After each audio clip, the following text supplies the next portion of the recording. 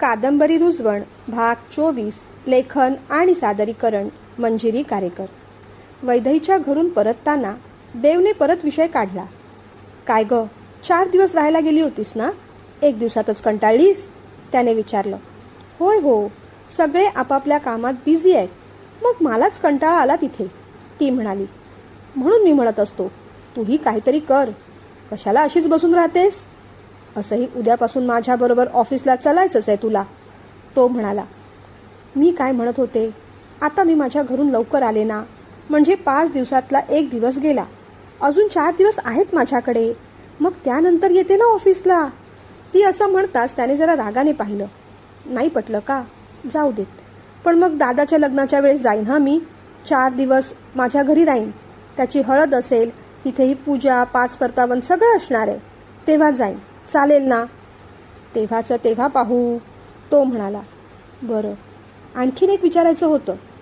मघापासून तेच करतेस तू वैदेही, काहीतरी विचारतेसच आहेस, तो म्हणाला. तशी ती थोडा वेळ शांत झाली आणि पुन्हा बोलायला सुरुवात केली. अहो, काका सांगत होता तुम्ही ते पुण्यवचन कन्यादान वगैरे करायला तयार झालात, खरं आहे का ते? तिने भीत भीत विचारलं. हो, त्याने एवढंच उत्तर दिलं. तुम्ही आरोहीशी बोलायला लागलात? पुन्हा तिने भीत भीतच विचारलं. अजून नाही ग, त्याने जरा वैतागतच तिच्याकडे पाहिलं. पुढे तो काही बोलला नाही. थोडा वेळ तिने त्याला त्याची शांतता एन्जॉय करू दिली, पण नंतर मात्र तिला राहावे ना, तिने बोलायला सुरुवात केलीच. अहो, विशानदादा, आरोही, प्रांजल आणि आदिदादा परवाना पिक्चरला जाणार आहेत. विशानदादा मला म्हणत होता, येतेस तर चल तूही आमच्यासोबत. मी जाऊ का हो, तिने विचारलं. ते चौघे कपल म्हणून जाणार, तुला कशाला जायला हवं त्यांच्यासोबत? मग तुम्ही पण चला ना माझ्यासोबत, आपण 6 जण जाऊ, ती म्हणाली. म्हणूनच ना मला तुझा राग येतो वैदेही. त्या लोकांनी तुला फॉर्मॅलिटी म्हणून विचारलं, येतेस तर चल, याचा अर्थ काय ग? त्यात आग्रह नाही, नाईलाज आहे. एवढं कळत नाही का ग तुला? आणि तू मला उलट बेअक्कल सारखं तुम्ही पण येणार का म्हणून विचारतेस.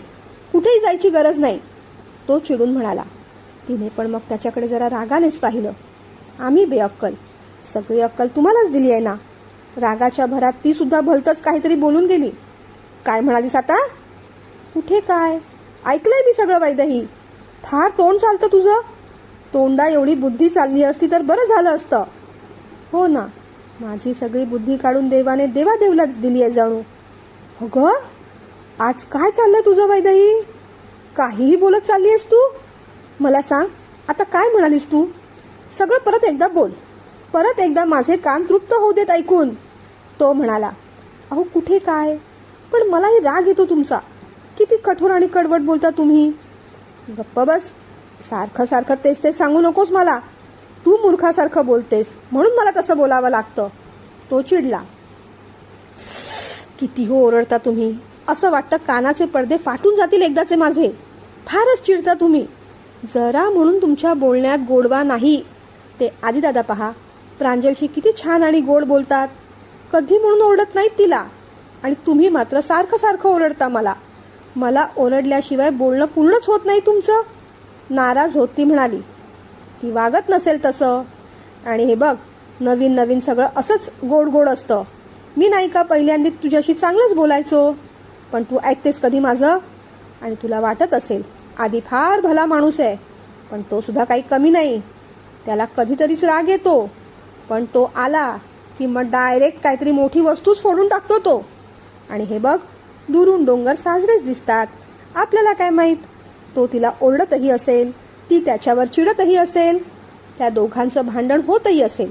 जगात सगळ्या नवरा बायकोचं भांडण होतं. दोघेही एकमेकांवर ओरडतात, एकमेकांवर चिडतात. आधीला पण काही कमी समजू नकोस तू, तोही चिडखोरच आहे, फक्त त्याला कधीतरी राग येतो एवढंच. देव म्हणाला. तोच वैदेहीला तो काचेचा फुटलेला टेबल आठवला. असेलही तसं. बरं जाऊ दे सगळं, आता एक शेवटचं विचारते हा प्लीज, तिने विचारलं.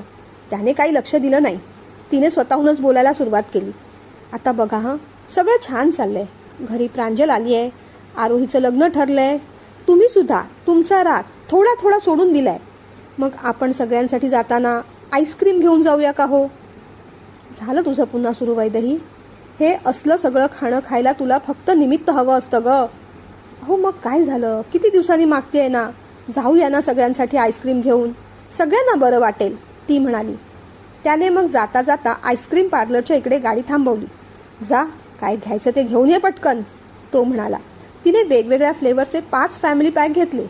तिच्या हातात ती भली मोठी बॅग बघून त्याला चक्करच आली. अगदी धक्का बसला.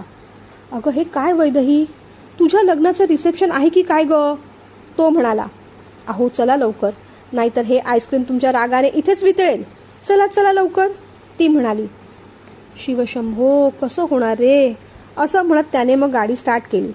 वैदही घरी आली पाहून सगळ्यांनाच आनंद झाला. प्रांजल पटकन पुढे झाली. वैदू कशी आहेस, बरं झालं तू आलीस, ती म्हणाली. प्रांजू, मी ना आईस्क्रीम आणलंय, पटकन आधी फ्रीजमध्ये ठेवून येते, असं म्हणत वैदही आत गेली. अरे वा, आज आईस्क्रीम खायचं मन करतच होतं माझं, प्रांजल म्हणाली. आरोही पण आली.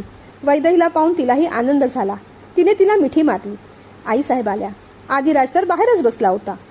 का ग वैदू, तिथे का राहिली नाहीस, इथे होतो की आम्ही, त्या समजुतीने म्हणाल्या. तसं काही नाही आईसाहेब, तुम्हा सगळ्यांची आठवण आली. सगळ्यांची की देवची, आईसाहेब असं म्हणताच ती जरा लाजली. पूजेच्या दिवशी ना आम्ही फारच चुकीचं वागलो तुझ्याशी, फार टेन्शनमध्ये होतो, नको नको ते शब्द निघून गेले, तुझ्या मनाला लागेल असं बोललो, त्याबद्दल आम्हाला सॉरी म्हणायचंय, आम्हाला क्षमा कर. मोठ्या मनाने आईसाहेबांनी माफी मागितली. वैदहीला पण वाईट वाटलं. माफी नका मागू आईसाहेब, माझी पण चूक होती, ती म्हणाली. नाही ग बाळा, गेले काही दिवस या घरासाठी तू किती करतेयस, दिसत नाही का आम्हाला, आरोही सुद्धा सांगत होती ना, आम्ही नसताना तू तिची किती काळजी घेतलीस ते दिसतंय आम्हाला, कळतंय आम्हाला. प्रांजल आणि आरोही मग पुढे झाल्या. वैदही, सॉरी ग, त्या दिवशी तुझ्या मागे आम्ही तुझ्याबद्दल थोडं नेगेटिव्ह बोललो, दादा तुला बोलला नसेल, पण खरंच सॉरी, आम्ही खरं तर तुला मदत केली पाहिजे होती, पण आम्ही आमच्याच आनंदात होतो, चुकलं आमचं, प्रांजल म्हणाली. ठीक आहे, काही हरकत नाही, वैदही म्हणाली. प्रांजल मग देवदादाकडे गेली. देवदादा, खरंच सॉरी रे, चुकून बोलून गेले त्या दिवशी, परत असं नाही होणार हं. आदिराज पण मला ओरडला, मलाही माझ्या त्या बोलण्याचा पश्चाताप झाला नंतर, पण मुद्दामून विचार करून असं बोलले नव्हते रे, चुकून निघून गेलं, सॉरी. देवादेवने मग तिच्या डोक्यावर हात ठेवला. इट्स ओके प्रांजल, पण ना आपण एखाद्याबद्दल फार पटकन मत बनवतो, तसं लगेच बनवणं योग्य नाही, मोठा दादा म्हणून सल्ला देतोय, तो म्हणाला. आरोही मागेच उभी होती. दादा, सगळ्यांशी बोलतोस, माझ्याशी फक्त बोलत नाहीस ना, सॉरी ना रे, खूप चुकलं माझं, फार वाईट वाटतंय मला, नको ना रे रागवूस, तुला वाटत असेल हिला आपलं काही पडलेलं नाही, पण तसं नाही रे, तू नाराज आहेस त्याचं दुःख वाटतंय मला, मी आता इथे फार दिवस नाही, पुन्हा एकदा माफी मागते, चुकून बोलून गेले, नको ना रे राग धरूस, ती रडू लागली. तसं देवला पण वाईट वाटलं. त्याने त्याचा राग पटकन सोडून दिला. तिला जवळ कुशीत घेतलं. फार शाणी झाली आहेस तू, असं पटकन फटकळपणे सुरू बोलू नये ग, शब्द आपण एकदाच बोलतो, त्याच्या जखमा मात्र कायम राहतात. इथे आम्ही कुणी राग ठेवणार नाही, पण उद्या दुसऱ्या घरी जाणार, त्यांची मनं दुखावली जाणार नाहीत ना, याची बाकी काळजी घ्यायची हं. त्याने समजावलं तशी ती हसली. वैदही, आईस्क्रीम खाऊया का ग, आदिराजने विचारलं. हो आणते हं. ती असं म्हणताच आदिराजने तिला खाली बसवलं. तू बस, मी घेऊन येतो. आईसाहेब, तुम्ही पण घेणार ना आईस्क्रीम, कोणतं फ्लेवर आहे, आईसाहेबांनी विचारलं. 5 फ्लेवर आहेत आईसाहेब, वैदही पटकन म्हणाली. सगळ्यांना आश्चर्य वाटलं. मग काय आईसाहेब, वैदहीच्या नवऱ्याची आईस्क्रीमची एजन्सी आहे, 5 काय 50 फ्लेवर सुद्धा वाटेल वैदही, नाही का ग वैदही, देवादेव म्हणाला. तसं वैदही गुपचूप आत गेली आणि सगळे फ्लेवर्स घेऊन बाहेर आली. दादा, आता ना आईस्क्रीम एन्जॉय करता करता तुझी एक गोष्ट झालीच पाहिजे, तुझ्या गोष्टी ना दादा मला फार आवडतात रे, प्रांजल म्हणाली. सगळ्यांनी डोक्याला हात लावून घेतला. आधी मी काय म्हणते, असंही माझ्या सिरियलची वेळ झालीये, बाउलमध्ये मँगो फ्लेवरचं आईस्क्रीम घाल थोडं, मी माझ्या रूममध्ये जाऊन आईस्क्रीम खाते. आई साहेबांना देवादेवची गोष्ट ऐकायची नव्हती, म्हणून त्यांनी आपला मार्ग निवडला. तुम्ही व्हा पुढे, आईस्क्रीमचं बाउल घेऊन मी येतोच तुमच्या रूममध्ये. आदिराजने पण पळवाट काढली. देवादेव ते सगळं ऐकत होता. कुणीही कुठेही जायचं नाही. 4 चांगल्या गोष्टी ऐकायचं म्हटलं की तुम्हाला एक एक पळवाटा सुचतात. कुठेही जायचं नाही कोणी, सगळ्यांनी इथेच बसा. देवही मग समोर बसला. आजची मी गोष्ट सांगणार आहे ती खूपच इंटरेस्टिंग आहे. ती गोष्ट आहे अंड, बटाटा आणि कॉफीची. तो असं म्हणताच आदिराज पाहू लागला. का रे दादा, किचन मधल्या वस्तूंची गोष्ट सांगायला लागलास अचानक? जंगलातले सगळे प्राणी संपले वाटतं, आदिराजने विचारलं. गप्प बस आधी. ही सगळी अक्कल जेव्हा मी मतितार्थ विचारेन ना तेव्हा चालव. तर एक माणूस 3 भांड्यात पाणी उकळतो. त्यात एकात अंड टाकतो, दुसऱ्यात बटाटा आणि तिसऱ्यात कॉफीचे बीन्स. मग त्याच्या लक्षात येतं काही वेळाने बटाटा जो एकदम कडक होता तो अगदी नरम झालाय. अंड्याचं आतलं बलक जे लिक्विड फॉर्म मध्ये होतं ते आता सॉलिड झालंय आणि कॉफी बीन्स मात्र त्या पाण्यात विरघळून स्वतःचा एक छान अरोमा देत आहे. त्या माणसाला आश्चर्य वाटतं. परिस्थिती सगळ्यांसाठी तीच होती. सगळेच उकळत होते, पण तिघांनी आपापला फॉर्म कसा चेंज केला? कोण परिस्थितीला घाबरून नरम झालं, कोण टणक आणि तिसऱ्याने परिस्थितीलाच आनंदमय बनवलं. या गोष्टीचा मतितार्थ कळतोय का तुम्हाला? प्रांजल, तू सांग. नाही रे दादा, तुझ्या गोष्टी एवढ्या कठीण असतात ना, नाही कळत मला मतितार्थ त्याचा. मग देवादेवने वैदेहीकडे पाहिलं. ती बिचारी वेगवेगळ्या फ्लेवरचं आईस्क्रीम खाण्यात मग्न होती. वैदेही, तू सांग याचा मतितार्थ. का फक्त खाण्यातच लक्ष होतं तुझं? त्याने जरा रागावूनच विचारलं. ती बिचारी गोंधळली. अहो मी काय सांगू, मला थोडाच कळला मतितार्थ. आईस्क्रीमचा एक स्कूप तोंडात टाकत ती म्हणाली. मग जेवढा कळला तेवढा सांग. वैतागत मग तिने बोलायला सुरुवात केली. मगाशी जे 2-4 शब्द तिने ऐकले होते तेच तिने बोलून टाकले. म्हणजे तुम्ही म्हणाला तसंच हो. परिस्थिती एक असली तरी कोण नरम झालं, कोण टणक आणि कोणी परिस्थितीलाच आनंदमय बनवलं, बरोबर ना? तिने विचारलं. नाही, तसं नाहीये ते. त्याचा मतितार्थ असा आहे की परिस्थिती एक असली तरीही कुणी नरम झालं, कुणी टणक झालं आणि कुणी परिस्थितीलाच आनंदमय बनवलं, असा त्याचा अर्थ आहे. सगळेजण आश्चर्याने पाहू लागले. आदिराज पटकन म्हणाला, तिने पण तेच सांगितलं होतं. तू काय नवीन सांगितलंस यात? हो माहितीये मला, तिने पण तेच सांगितलं, पण तिच्या बोलण्यात तेवढा कॉन्फिडन्स नव्हता. तो असं म्हणताच आदिराज भडकला. हाड, सोललेल्या अंड्यासारखी आणि पिचलेल्या बटाट्यासारख्याच अगदी रद्दड गोष्टी असतात तुझ्या. सगळ्या आईस्क्रीमचा मूड घालवलास तू तर, आदिराज रागाने म्हणाला आणि उठून जाऊ लागला. चल आधी, बास झालं, माझं तर डोकंच दुखायला लागलंय, असं म्हणत आईसाहेब आत गेल्या. मी जरा बाऊल ठेवून येते असं म्हणत वैदेही किचनमध्ये गेली. तिच्या पाठोपाठ आरोही. प्रांजल मात्र तिथेच थांबली. दादा, काय मस्त गोष्ट सांगितलीस रे. ही गोष्ट पण मी वहीत लिहूनच ठेवणार आहे. या सगळ्यांना ना गोष्टीची डेप्थच कळत नाही असं वाटू लागलंय मला, ती म्हणाली. जाऊ देत प्रांजल, त्यांच्याकडे अजिबात लक्ष देऊ नकोस तू. पण दादा, काय भारी मतितार्थ होता या गोष्टीचा, प्रांजल म्हणाली. बरं झालं प्रांजल, तू या घरी आलीस. या बाकी सगळ्यांना शहाणं व्हायचा अट्टहास नाहीच मुळी. जाऊ दे, ज्याच्या त्याच्या कर्माचा प्रश्न असतो, आपण काय करणार. तो बोलत असतानाच आईसाहेबांनी देवला त्यांच्या खोलीत बोलावलं. देवादेव मग त्यांच्या खोलीत गेला. अरे देव, ऐक जरा, आता दिवस फार कमी राहिले. हॉलचं वगैरे तू बघितलंस का रे? खूप खरेदी बाकी आहे. आता तुझा सगळा राग गेला ना, मग उद्यापासून वैदेहीला पाठव ना जरा खरेदीला. प्रांजलला आणि आरोहीला मदत होईल तेवढी. त्या म्हणाल्या, राग वगैरे नव्हता आईसाहेब, मी हर्ट झालो होतो, खरं आहे ते, पण वैदेहीला मी कधीच अडवलं नाही. पण तरीही उद्यापासून ती येऊ शकणार नाहीच, कारण उद्यापासून ती माझ्यासोबत ऑफिसला येणार आहे. काही व्यवहार मला तिला समजावून सांगायचे. तिला सुट्टी आहे तेव्हाच ते काम होईल. खरेदीचं म्हणाल तर ऑफिसमधून लवकर पाठवून देईन मी तिला, तेव्हा करेल ती. देवादेव म्हणाला. बरं ठीक आहे, पण ऑफिसमध्ये तिला कंटाळा येणार नाही का रे? आईसाहेबांनी विचारलं. तो तर येणारच, तो तर आम्हाला पण येतो, पण आम्ही जातोच की. करायच्या गोष्टी करायलाच हव्यात, त्यात काय एवढं? देवादेव सहजपणे म्हणून गेला.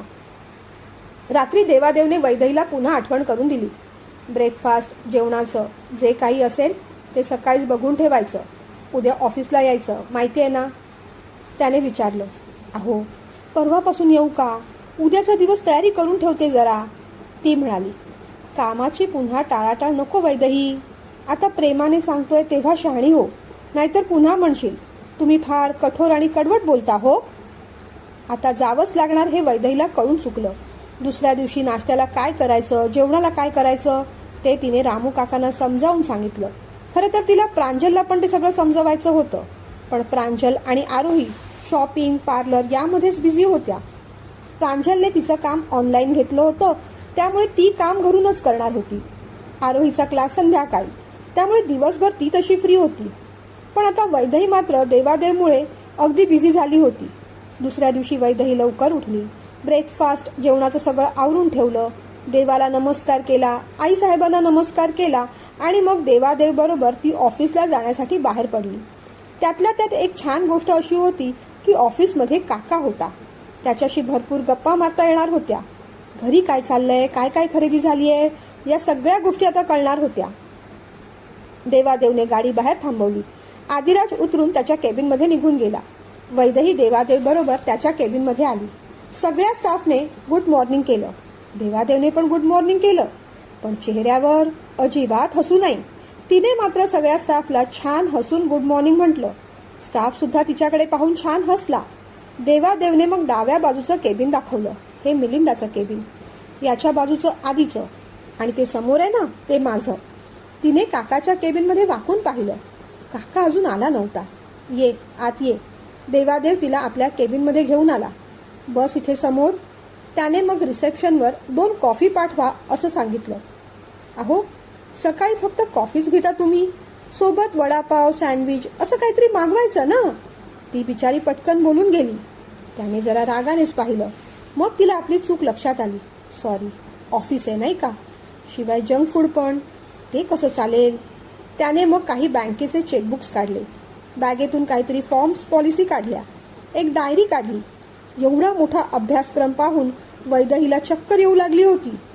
कुठे उगीच मला अडकवलं या गोष्टीत यांनी. तोंडातल्या तोंडात ती पुटपुटली. कॉफी आली. किती घे, मग समजावतो तुला काम मी, तो म्हणाला. अहो, एक गोष्ट सांगू का तुम्हाला, तिने विचारलं. बोल. तुमचा स्टाफ एवढा छान आहे, जरा हसून गुड मॉर्निंग करा की त्यांना.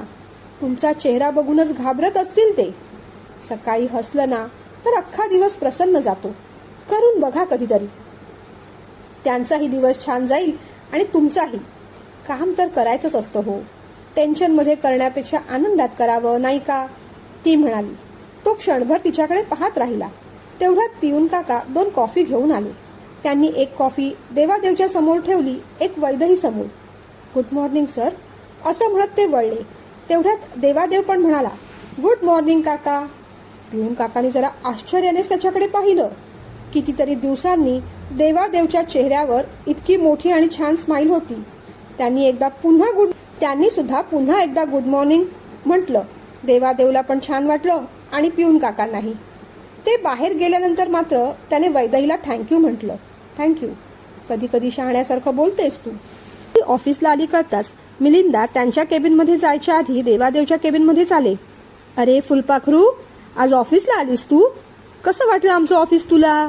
तिच्या बाजूला बसत त्यांनी विचारलं. छानच आहे रे काका. तुला लेट झाला आज? तिने विचारलं. नाही, मी याच वेळेला येतो पिल्लू. बरं काका, घरी सगळे कसे आहेत रे? आई काकू दोघींची दागिन्यांची खरेदी झाली का रे? काकू म्हणत होती साड्या घ्यायला त्या कादंबरीमध्ये जाणार आहेत. घेतल्या का रे साड्या? कोणत्या घेतल्या माहितीये तुला? आणि दादा कसे आहेत रे? त्यांना मी फोन केला होता पण उचलला नाही त्यांनी. आणि काका, विरूला रूम आवडली का रे? तिथे बसून करतो तो अभ्यास. आणि विशू दादा काय म्हणतोय? स्वारी खुश असेल ना? ती विचारतच होती. हो हो पिल्लू, किती हे प्रश्न. सगळं सांगणार आहे मी तुला. माझ्या केबिनमध्ये येतेस तू? बरं मला सांग, तुला खायला काय मागवू ग? सँडविच की वडापाव? मिलिंदा असं म्हणताच तिने घाबरून आधी देवादेवकडे पाहिलं. नको नको काका, मी घरून खाऊन आली आहे, आणि तू पण असं उगीच काहीतरी मागवू नकोस. जंक फूड वाईटच असतं रे, ती समजुतीने म्हणाली. मिलिंदाला जरा हसायलाच आलं. देवादेव अजूनही आपल्याकडेच पाहतोय म्हटल्यावर ती मग म्हणाली, काका मी ना थोडं काम करते आता, आणि मग थोड्या वेळाने येते, मग आपण गप्पा मारूया. चालेल? अगदी चालेल. तू छानपैकी काम शिकून घे. हा देवादेव चांगलं शिकवतो तसं. देव न चिडता न ओरडता शिकवायचा. हा तुझ्यावर लक्ष असणारच आहे माझं. हे बघ बाजूलाच बसलोय मी तिथे, मिलिंदा म्हणाले. तू जाशील तर शिकवेन ना मी तिला काहीतरी. देव असं म्हणताच मिलिंदा उठले. पिल्लू थोडं काय ते काम करून घे आणि अर्ध्या एक तासाने ये माझ्या केबिनमध्ये. त्यांनी तिच्या डोक्यावर हात ठेवला आणि बाहेर पडले. अहो चला चला, किती वेळ काढताय तुम्ही, पटकन शिकवा काय शिकवायचं ते, ती म्हणाली. हो आम्ही वेळ काढला, त्याने विचारलं. तसं ती शांत झाली. त्याने मग डायरी पेन तिच्या हातात दिलं. जे काही सांगतोय ते लिहून घे आधी. कोणकोणते अकाउंट्स आहेत ते लिहून घे, कुणाकुणाच्या नावावर आहेत ते सुद्धा लिहून घे. पुढे बँकेची नावं लिहून घे. हे काही चेक्स आहेत ते कसे भरायचे ते सांगतो मी, पण त्याआधी त्याची फोटोकॉपी काढून घे. झेरॉक्स काढायला जमणार नाही तुला, मी सांगतो कुणाला तरी शिकवायला, ते शिकून घे. तो म्हणेल तसं सगळं वैदही करत होती. जसजसं काम जमायला लागलं तसतसं ते आवडू लागलं आणि कॉन्फिडन्स येऊ लागला. काही कळलं नाही तर ती देवादेवला मध्ये मध्ये विचारत होती. तोही शांतपणे पेशंटली तिला सगळ्या गोष्टी समजावून सांगत होता. तास दीड तास झाला. मग मात्र ती थकली, कंटाळली. अहो बास आता, थकले मी, कंटाळा आला मला, मी जाते काकाच्या केबिनमध्ये, ती म्हणाली. बरं जा, आज बरंच काम झालं तुझं. आणि हे बघ काकाला भेटून झालं, गप्पा मारून झाल्या की मग घरी जा. आरोही आणि प्रांजल बरोबर शॉपिंगला जा. ते ऐकून तिला भारी आनंद झाला. चटकन ती काकाच्या केबिनमध्ये गेली. काकाशी खूप गप्पा मारल्या आणि मग देवादेवचा निरोप घेऊन ती घरी परत आली. आरोही आणि प्रांजल बरोबर छोटी मोठी शॉपिंग केली. मजा आली तिला. शॉपिंग करून त्या संध्याकाळी घरी आल्या. केलेली शॉपिंग आदिराज आणि देवला दाखवली. संध्याकाळी वैदही मात्र रामू काकांच्या मदतीला किचनमध्ये गेली. आरोही बाहेर मोबाईलवर काहीतरी ऑनलाईन शॉपिंग करतच होती. वैदहीने ताट पाणी बाहेर घेतलं. प्रांजू जरा थोडीशी कोशिंबीर करतेस का ग, तोपर्यंत मी फळं वगैरे कापून घेते, वैदहीने प्रांजलला सांगितलं. ए थांब ना ग वैदू, आम्ही काहीतरी महत्वाचं पाहतोय, रामू काकांना सांग ना. वैदही त्यावर काही बोलली नाही. देवादेव आदिराज ते पाहत होते. वैदहीनेच मग कोशिंबीर करून घेतली. आईसाहेबांना औषधाची आठवण करून दिली.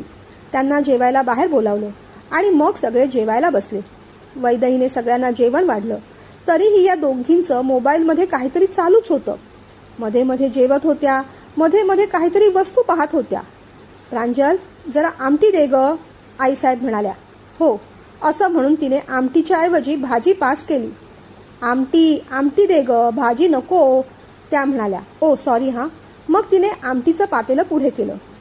भात वाढ ग जरा, आदिराज प्रांजलला म्हणाला. अरे घे ना तिथला आधी, ती म्हणाली. अरू हे बघ, ही पर्स तुझ्या साडीवर अगदी मॅचिंग होईल, आपण दोघी सुद्धा ही अशीच पर्स घेऊया, प्रांजल आरोहीला म्हणाली. अजून बघ ना काही व्हरायटी आहेत का त्याच्यात, आरोही म्हणाली. थांब थांब बघते हा. असं म्हणत प्रांजलने जेवता जेवताच आपले हात झटकले आणि मोबाईल स्क्रोल करत परत ती शोधू लागली. ते पाहून आदिराजचा पारा मग चढला. काय चाललंय ग तुमचं, प्रांजल ठेवून देतो मोबाईल बाजूला. अख्खा दिवस काय शॉपिंग चाललेली असते तुमची, सकाळपासून बाहेर पडता तरी शॉपिंग संपतच नाही तुमची. मोबाईलवर सुद्धा तेच चाललेलं असतं आणि मुळात लक्ष कुठे तुझं. आईसाहेबांनी आमटी मागितली, भाजी दिलीस. त्या बिचाऱ्या वैदहीने कोशिंबीर करायला सांगितली तर तीही केली नाहीस तू. कामात लक्ष नाहीये तुझं, अजिबात चालणार नाही असं इथे. ठेवतो मोबाईल बाजूला, नाहीतर आता सरळ कचऱ्याच्या बादलीत फेकून देईन मी तो. प्रांजलने मग गपचूप मोबाईल बाजूला ठेवून दिला. आदिराज जे बोलला ते करूच शकतो हे तिला माहीत होतं. आदिराज सगळ्यांसमोर असं बोलला म्हणून तिला फार राग आला. नेहमीच असा वागतोस तू आधी, जरा म्हणून पेशन्स नाही तुझ्यात. कधी प्रेमाने बोलायचं नाहीस माझ्याशी, सगळ्यांसमोर असंच वैतागत असतोस नेहमी तू.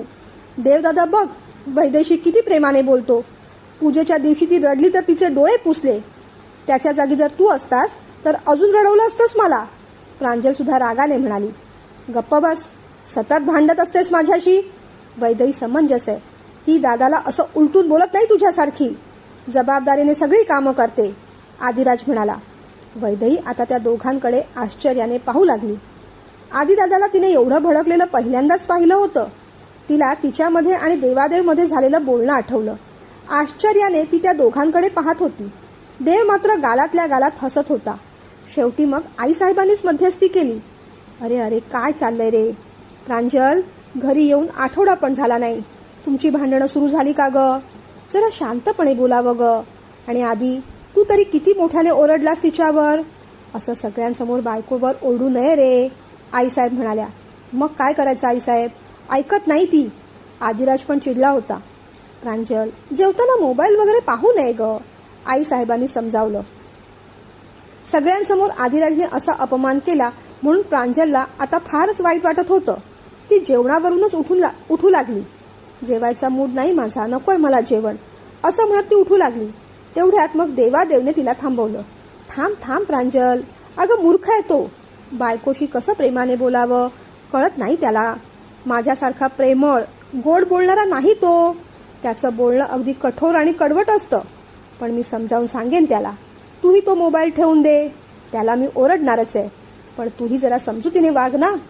असं जेवणावरून उठून जाऊ नये ग. बस खाली. तू जेवलीस तर रात्री मी तुला आणखीन एक छान गोष्ट सांगणार आहे. देवने समजावलं तशी ती खाली बसली. दादा, तू म्हणतोस म्हणून बसतेय, नाहीतर याच्याशी बोलायची इच्छा सुद्धा नाही माझी, ती म्हणाली.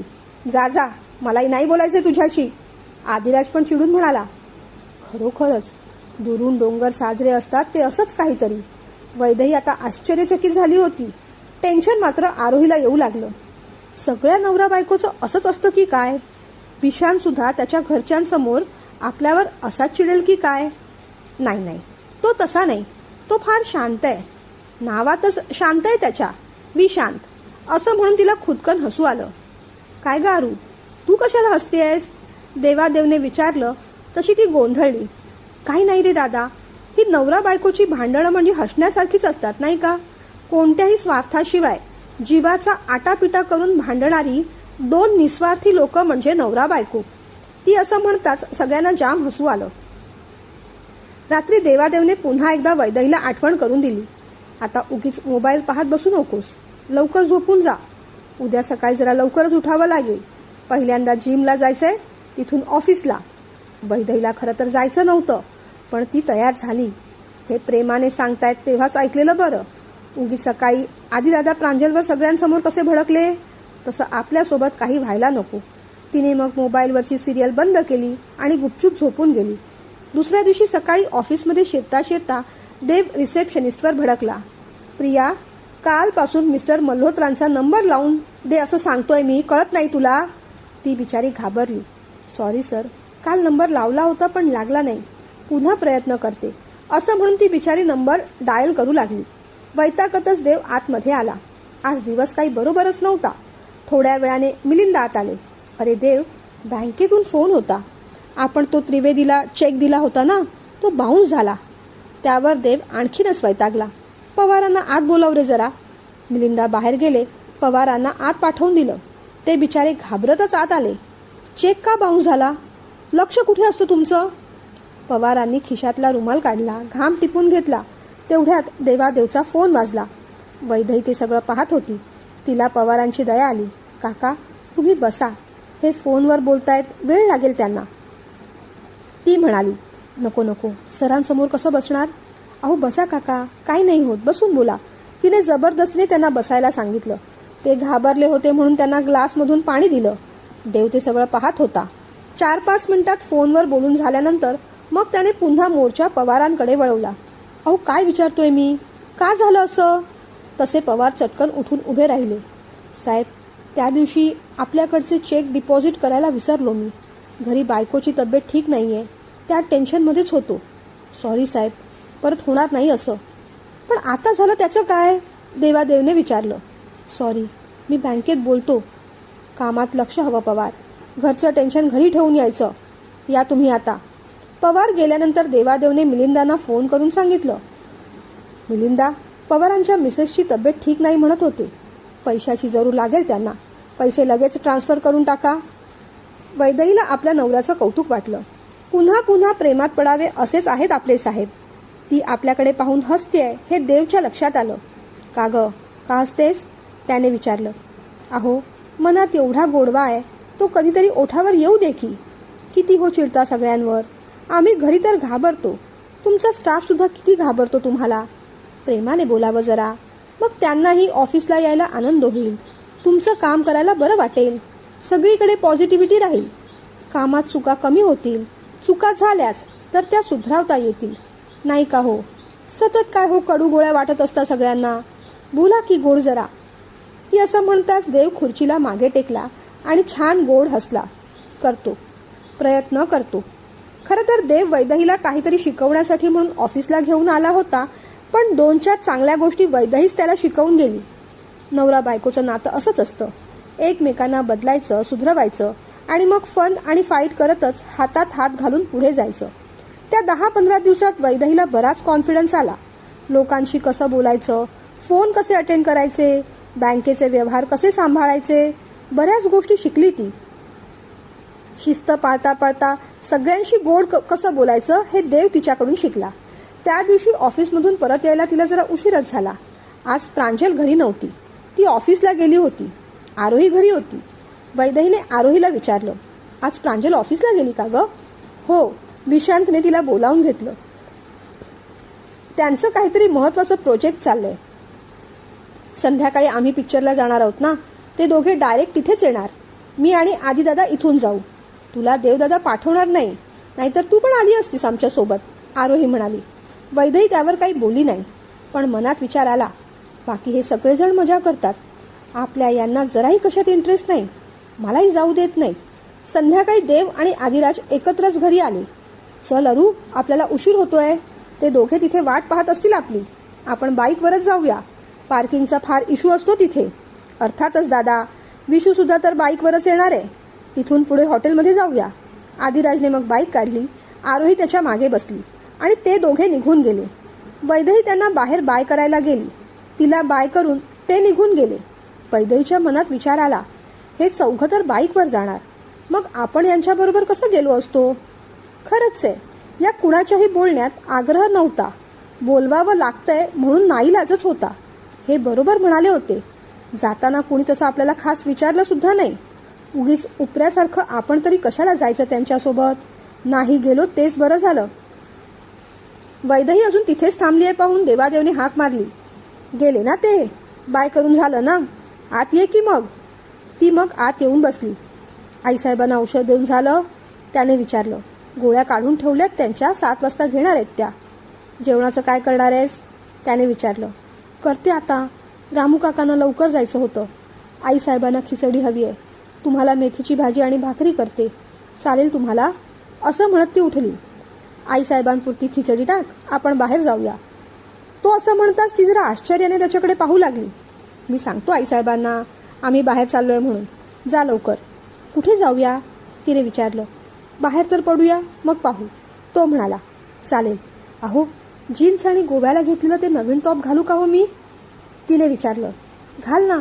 तू काहीही घातलंस तरी गोड फुलपाखरूच दिसतेस. तो म्हणाला. बरं, एकटीला काम करायला जमेल की मदत करायला येऊ? त्याने प्रेमाने विचारलं. नको नको, खिचडीच तर टाकायची आहे, पटकन करते, असं म्हणत ती आत गेली. 5-10 मिनिटात जेवण करून बाहेर आली सुद्धा. देवादेवने आईसाहेबांची परवानगी घेतली आणि मग दोघेही फिरायला बाहेर गेले. कुठे जाऊया सांग तू? पिक्चरला जायचंय तुला की कुठेतरी फिरायला? पिक्चरला नको आता, लेट होईल. फिरायला जाऊया. ते टेकडीवरचं मंदिर आहे ना, त्याच्या मागे एक हॉल आहे. तिथे हँडलूमचं एक्झिबिशन लागलंय. तिथे जाऊया? चालेल. तो तिला तिथे घेऊन गेला. हे बघ, काही घाई नाही. तुला आवडेल ते घे. स्वतःसाठी घे, प्रांजल, आरोही, आईसाहेबांसाठी, ज्यांच्यासाठी हवं त्यांच्यासाठी घे. मी इथे आहे. तो म्हणाला. ती त्याच्याकडे पाहतच राहिली. आपल्याला उगीच वाटतं यांना आपली काळजी नाही म्हणून, बायकोचं मन यांना सांभाळता येत नाही म्हणून. पण साहेबांना येतं बरं बायकोचं मन सांभाळता. तिच्या ओठावर छान स्माईल आलं आणि छान छान वस्तू पाहण्यात ती हरवून गेली. लग्नाचे दिवस जसजसे जवळ येत होते तसतशी सगळ्यांची लगबग सुरू झाली. हॉल, लॉन बुक झाला. सगळी खरेदी झाली. 4 दिवसांवर लग्न आलं. तेव्हा मात्र आरोहीला आता आपण या घरातून कायमचं जाणार याची जाणीव होऊ लागली. आरू, हॉलचं डेकोरेशन आवडलं ना ग तुला? तुला हवं होतं तसंच करून घेतलं आम्ही. गुलाबाच्या फुलांचं घेतलंय. आणि तुझी सगळी खरेदी मनासारखी झाली ना? दागिन्याचे पॅटर्न तुझ्या आवडीचेच आहेत ना? हे बघ, तुझी सुटकेस घेतली आहेस ना, ती पुरेशी नाही. आपण आणखीन एक मोठी घेऊ. आणखीन काय हवंय तुला? देव तिच्या बाजूला बसून विचारत होता. तिला एकदम रडूच आलं. फार वाईट वाटतंय रे दादा. आता भीती पण वाटू लागली आहे. तुम्हा सगळ्यांना सोडून तिथे कशी राहणार मी, तिने विचारलं. त्याने तिला जवळ घेतलं. अगं अगं, घाबरायचं काय त्यात. सगळी आपलीच माणसं आहेत, ओळखीची आहे. विशान चांगले आहेत, तुझ्यावर प्रेम करतात. रडू नकोस ना अशी. खरं सांगू दादा, आता असं वाटू लागलंय नको ते लग्न, इथेच राहावं. मी तुला किती उलट बोलले रे. सॉरी रे दादा. मनात ठेवू नकोस काही, ती म्हणाली. तिच्या डोक्यावर हात ठेवत तो म्हणाला, नाही अरू, माझ्या मनात काही नाही गं. आणि तूही रडू नकोस. तू रडलीस ना तर माझं मन सुद्धा गलबलल्यासारखं होतं बघ. आणि कुणासमोर रडायला आवडत नाही मला. म्हणूनच लग्नाच्या दिवशी पण मी मागे मागेच राहणार आहे. बोलता बोलता त्याच्याही डोळ्यातून पाणी येऊ लागलं. तू लग्न करून जाशील तेव्हा तुझ्या खोलीकडे पाहणार सुद्धा नाही. अगदी भकास होऊन जाईल ती. हे बघ, तिथे सगळी आपलीच माणसं आहेत. पण तरीही कधीही काहीही लागलं तर फोन करायचा, अगदी मध्यरात्री सुद्धा. दादा धावून येणारच तुझ्यासाठी. रोज फोन करायचा मला. कसलंही टेन्शन घ्यायचं नाही. हे बघ, तिथे कुणी काही बोलणार नाही. पण कुणी काही समजावलं तर लगेच वाईट वाटून नाही घ्यायचं. मनाला लावून नाही घ्यायचं. रडत नाही बसायचं. काही गरज लागली, काहीही हवं असलं तर लगेच मला फोन करायचा. कळलं ना. त्याचं ते बोलणं वैदेही ऐकतच होती. आरोहीच्या डोक्यावरून हात फिरवत वैदेही म्हणाली, आपल्या घरी सगळे चांगले आहेत. माझ्या इतकंच तुझ्यावर सुद्धा प्रेम करणार ते. माहेरची आठवण तर येणारच, पण तिथेही काही त्रास होणार नाही तुला. तिने मग वैदेहीला घट्ट मिठी मारली. वैदू, लग्नानंतर माझी करवली म्हणून येशील ना तू. पूजेला वगैरे तू तिथेच हवीस. मला एकटीला फार गोंधळल्यासारखं होईल ग. वैदेहीने मग देवादेवकडे पाहिलं. लग्न झाल्यानंतर आपल्या हातात काय असतं अरू. मला कितीही वाटलं तरी परवानगी मिळाली पाहिजे ना, ती म्हणाली. का, आईसाहेबांशी बोलते मी. त्या नक्कीच परवानगी देणार तुला, आरोही म्हणाली. आईसाहेब असंही कधी अडवत नाहीच मला, वैदेही म्हणाली. मग देव दादा. का रे दादा, येऊ देत की तिला माझ्याबरोबर, आरोही म्हणाली. मी कुठे अडवलंय अरू. तिचं तीच काहीतरी बोलत असते. काय ग, मी जाऊ नको असं सांगितलं तुला, त्याने विचारलं. पण जा असं तरी कुठे म्हणालात. त्यावेळेस तर त्यावेळेस पाहू असं म्हणालात ना, वैदेही म्हणाली. जा की मग, कोण अडवणार तुला, असं म्हणत तो हसत निघून गेला. लग्नाच्या आधीचे 2-3 दिवस देव अगदी बेचैन होता. आरोही जाणार या विचारानेच अस्वस्थ झाला तो. तिथल्या पद्धती रीती आरूला जमतील ना.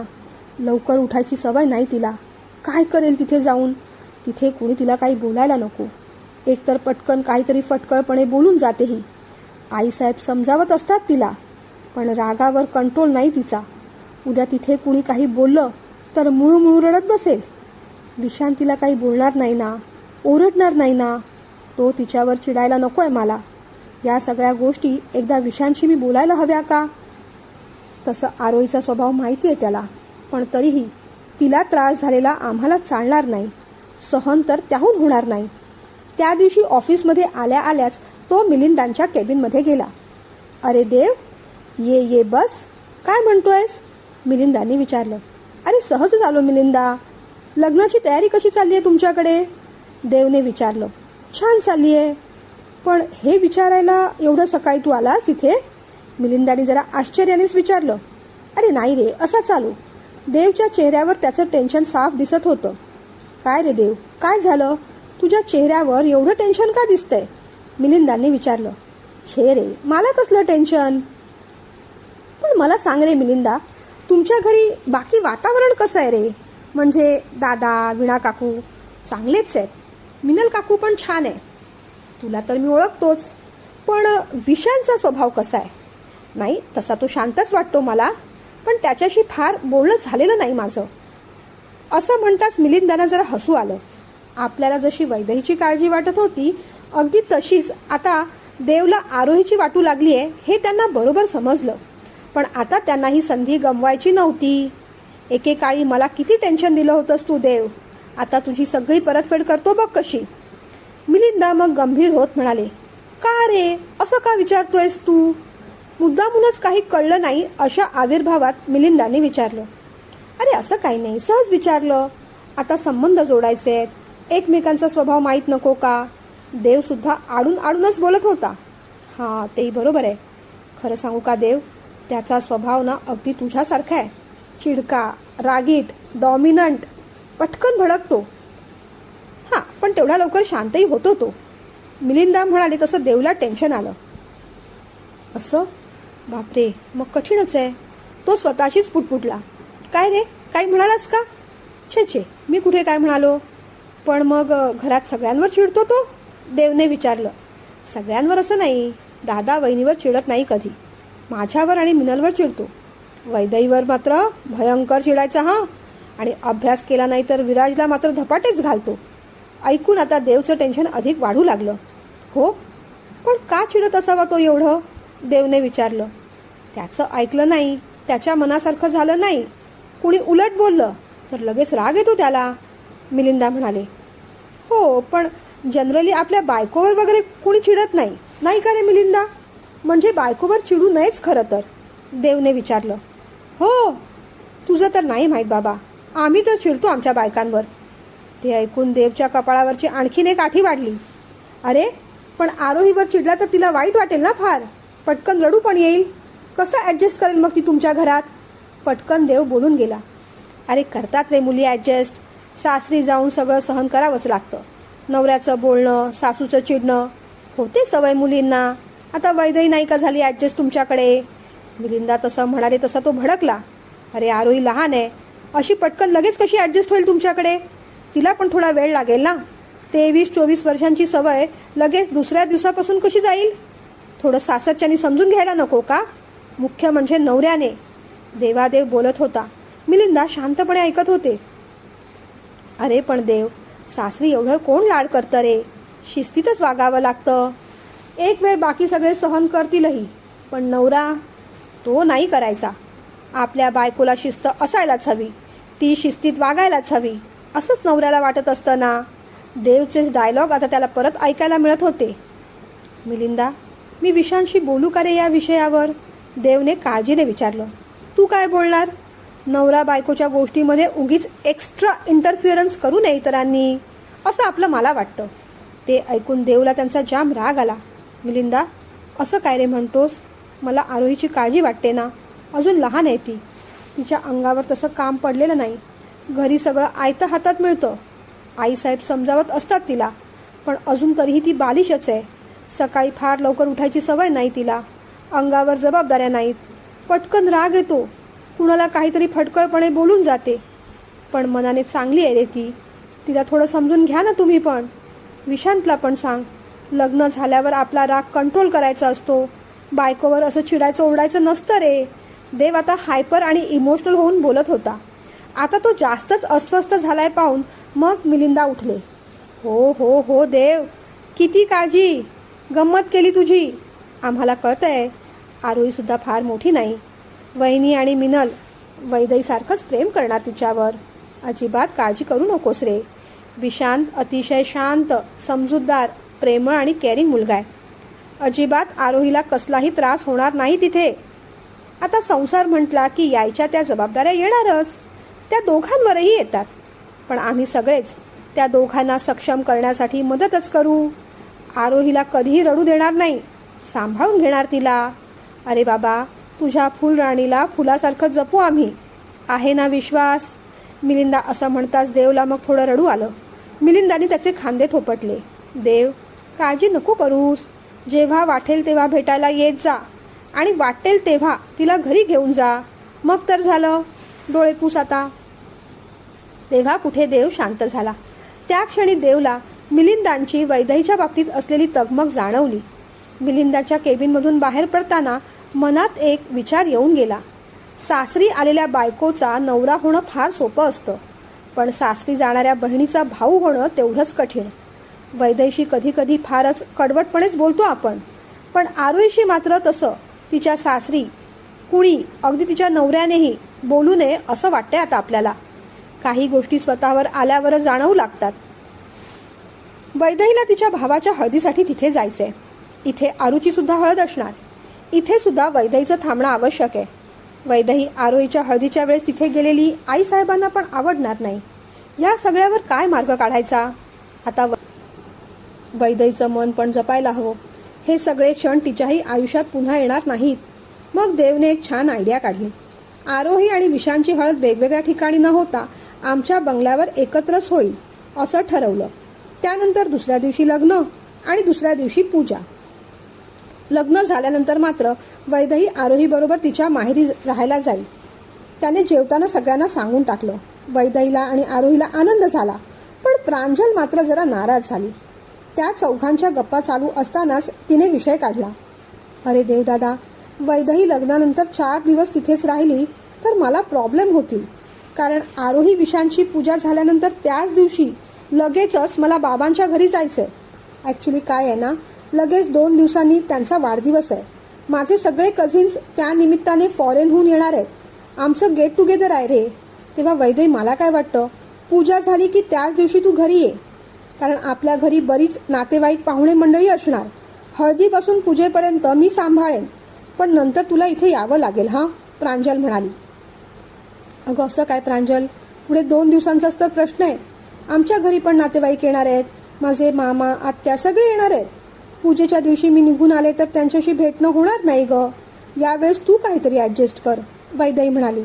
नाही ना, मलाही नाही करता येणार ॲडजस्ट. देवदादा, तू सांग ना रे वैदेहीला, प्रांजल म्हणाली. देवला आता प्रश्न पडला. प्रांजलला नको जाऊ असं तर म्हणणं त्याच्याने शक्य नव्हतं. शेवटी मग तो वैदेहीलाच म्हणाला, पूजेला मामा आणि आत्या येतीलच. त्यांना भेट, वाटल्यास थोडं उशिरा ये, पण तू पूजेच्याच दिवशी परत ये. ते ऐकून वैदेहीचा चेहरा पडला. अहो असं काय, दुसऱ्या दिवशी सगळे खेळ असणार, 5 परतावण असणार. मला राहायचंय हो. प्रांजल प्लीज तू कर ना ॲडजस्ट, वैदेही म्हणाली. मला शक्य नाही ग. शक्य असतं तर नक्कीच केलं असतं. आधी ते सगळं ऐकत होता. शेवटी मग तो प्रांजलला म्हणाला, प्रांजल, बाबांचा वाढदिवस 2 दिवसांनी आहे. कझिन्स तुझ्याशिवाय तिथे राहू शकतात. तू डायरेक्ट वाढदिवसाला जा, थोडा वेळ थांब, त्यांच्याशी गप्पा मार आणि परत ये घरी. त्यात एवढा काय इश्यू करायचा ग? प्रत्येक वेळेस मीच काय रे ॲडजस्ट करायचं आधी? वैदेही लग्नापासून जाणार आहे माहेरी, तेव्हापासून सगळं मीच करणार आहे ना. शिवाय लग्नाच्या आधीपासून सगळी तयारी, शॉपिंग मी करतच होते. मी नाही करणार ॲडजस्ट यावेळेस, ती रागाने म्हणाली. देवादेव आणि वैदेही पाहतच राहिले. ॲडजस्ट नाही करणार म्हणजे? हे कुणाला सांगतेस तू? हे घर तुझंही आहे, तुझीही तेवढीच जबाबदारी आहे. आणि कामं तू काय एकटीने केलेली नाहीस. वैदेही पण तेवढंच काम करत होती, किंबहुना तुझ्यापेक्षा जास्तच. तेव्हा गुपचूपपणे मी सांगतो तसंच कर, आदिराज म्हणाला. तू गप ना, मला तुझ्याशी बोलायचं नाहीये. देवदादा प्लीज तू सांग ना रे वैदेहीला, प्रांजल म्हणाली. तसं देववर आता प्रेशर येऊ लागलं. त्याने मग वैदेहीकडे पाहिलं. वैदेही, तू ऐक ना, का तुलाही भांडणच करायचंय आता? तो म्हणाला, अहो मी कुठे भांडते, भांडता येतंय कुठे मला? मी रिक्वेस्ट करते ना. आदिदादा प्लीज सांगा ना प्रांजलला. तिने आधीकडे पाहत तसं म्हटलं तसा देव आणखीन भडकला. त्याला काय विचारतेस तू? मगापासून मी समजावून सांगतोय ते कळत नाहीये तुला? किती हट्टीपणे वागायचं काही लिमिट आहे की नाही त्याला वैदेही? देव चिडला. तो चिडला तशी ती घाबरली. बरं चिडू नका, येते मी परत लवकर, नाही राहणार, पण चिडू नका तुम्ही, वैदेही समंजसपणे म्हणाली. आदिराजलाच खराब वाटलं. तोही प्रांजलवर भडकला. तीही रडायला लागली. आता सगळीच परिस्थिती चिघळत चालली आहे पाहून देवादेवला टेन्शन आलं. प्रांजल रडू नकोस ग, काहीतरी मार्ग काढू आपण, देवने शांतपणे म्हटलं. हे बघ वैदेही, तू नात्याने मोठी आहेस की नाही, थोडं समजून घ्यावं ग. आता मी शेवटचं ऑप्शन तुम्हा दोघींना देतो, पटला तर बघा. वैदेही, पूजेनंतर पुढचे 2 दिवस तू तिथे राहण्याऐवजी पुढचा 1 दिवस राहा. आणि प्रांजल, तू पूजेच्या दिवशी बाबांकडे जाण्यापेक्षा दुसऱ्या दिवशी जा. म्हणजे प्रांजल तू 1 दिवस उशिरा जा आणि वैदेही तू 1 दिवस लवकर ये. हा ऑप्शन पटत असेल तर बघा, नाहीतर मग वैदेही तुला पूजेच्याच दिवशी परत यावं लागेल. देव म्हणाला. हा ऑप्शन का नाही पटणार? पटवून घ्यावाच लागेल तो. हे बघ प्रांजल, ही तुमची सुरुवात आहे. आयुष्यभर तुम्हाला आता एकत्र राहायचंय. अशा छोट्या छोट्या गोष्टींवरून माझं तुझं करायला लागला तर पुढे कसं होणार? ऑप्शन मान्य असेल तर बघ, नाहीतर मग वाढदिवसाला सुद्धा जाऊ नकोस तू. आदिराज असं म्हणताच प्रांजल पटकन म्हणाली, नाही ऑप्शन मान्य आहे मला. वैदेही, सॉरी ग, माझ्यामुळे तुला ॲडजस्ट करावं लागलं, ती म्हणाली. ठीक आहे, जाऊ दे, पुढचा 1 दिवस तरी मिळेल ना. तुझ्या बाबांचाही वाढदिवस तेवढाच महत्त्वाचा आहे. आपण दोघी थोडं ॲडजस्ट करूया. दोघींनी मग एकमेकींना टाळ्या दिल्या आणि भांडण संपवून टाकलं. आधी म्हणतोय ते खरं आहे, तुम्हा दोघींना आता आयुष्यभर एकत्र राहायचंय. एकमेकींना समजून घ्या. मला मिळालं आहे याहीपेक्षा तिला मिळालं आहे ना, अशा विचाराने वागलात तरच दोघी सुखात समाधानात राहू शकाल. एकीची हार दुसरीची जीत असा दृष्टिकोन ठेवण्यापेक्षा आपल्या दोघींनाही कसं जिंकता येईल, विन विन सिच्युएशन कशी तयार होईल याचा विचार करावा ग. दोघींचाही फायदा झाला पाहिजे अशा दृष्टिकोनाने वागावं. तरच आयुष्यात, घरात, संसारात आनंद निर्माण करू शकाल. देवने दोघींना समजावलं, दोघींच्या डोक्यावर हात ठेवला, छान हसला आणि तो निघून गेला. नात्यात एक पाऊल मागे घेतलं म्हणजे तो पराभव नव्हे, उलट नात्याची ती पायाभरणी असते. एकत्र राहताना किंवा कुटुंबात राहताना छोटे मोठे सॅक्रिफाईस करावे लागतात, पण ते तशा अर्थाने सॅक्रिफाईस नसतात. उलट नात्यांमध्ये केलेली भविष्याची गुंतवणूक किंवा इन्व्हेस्टमेंट असते ती. प्रसंगी आपल्या बायकोला डावलून भावाच्या बायकोच्या बाजूने उभं राहणं तसं सोपं नसतं, पण घर टिकवण्यासाठी, नाती टिकवण्यासाठी तो बॅलन्स सुद्धा कधी कधी साधावा लागतो. कुटुंबातल्या इतर व्यक्तींबद्दल आदर, प्रेम, काळजी अशी उगीचच निर्माण होत नाही. या छोट्या छोट्या घटनांनीच ती जन्माला येत असते आणि पदोपदी वाढत असते. प्रांजलच्या नजरेत देवादेवसाठी आणि वैदेहीच्या नजरेत आदिराजसाठी जो आदर या छोट्या मोठ्या घटनांमुळे निर्माण झाला, तो आता आयुष्यभरासाठी कायमच टिकणार होता. या घरातली नाती बहरणार आहेतच, पण नात्यांमध्ये थोडे इक्वेशन सुद्धा बदलणार आहेत. प्रत्येकाच्या स्वभावाची छटा परिस्थितीनुसार कशी बदलते हे पाहणं सुद्धा फार गमतीशीर आहे. पुढचा भाग अजिबात चुकवू नका. सोबतच वेळात वेळ काढून भाग कसा वाटला हे कमेंट करून जरूर कळवा.